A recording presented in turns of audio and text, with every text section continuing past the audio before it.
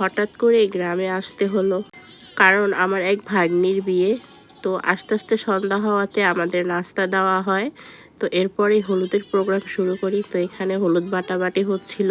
এরপরে হলুদের প্রোগ্রামটা শুরু করে দেয়, কারণ অনেক শীত এখানে, সেজন্য তাড়াতাড়ি করার চেষ্টা করে। গ্রামের কিছু নিয়ম কানুন মেনেই ওকে হলুদ দেওয়া হয়।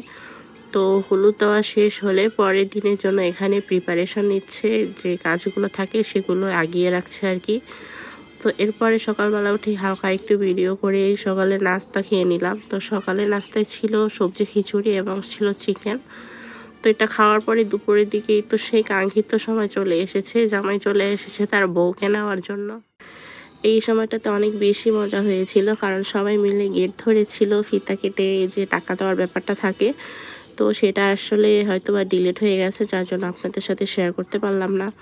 তো এই তো এখান থেকে জামাই এবং বউয়ের দুজনেরই বিয়েটা আগে পড়িয়ে নেওয়া হলো। তো এবারে ছিল খাবারের পালা। আর খাবারটা অনেক ভালো ছিল, একদমই ছিল ঘরোয়া একটা টেস্ট। তো যাই হোক, খাওয়া দাওয়া করে সবাই মিলে বের হলাম একটু বাহিরে হাঁটাহাঁটির জন্য। আর গ্রামে আসলে আমি ঘরে থেকে বাহিরেই বেশি থাকি। এরপরে আমরা সবাই খেয়ে নিয়েছিলাম কামরাঙ্গা। তো এরপরে ছিল পাশে একটি সরিষা ক্ষেত, যেটা দেখে ভিডিও না করেই পারলাম না। আপনারাই জাস্ট দেখেন, ভিউটা এত সুন্দর ছিল। আর পাশে এক সারিতে ছিল কতগুলো তাল গাছ, মনে হয় যেন কেউ একজন ড্রয়িং করে রেখে দিয়েছে এখানে। তবে দিনগুলো খুবই ভালো কেটেছিল। অনেক খারাপ লাগছে এখন বাসায় চলে আসাতে।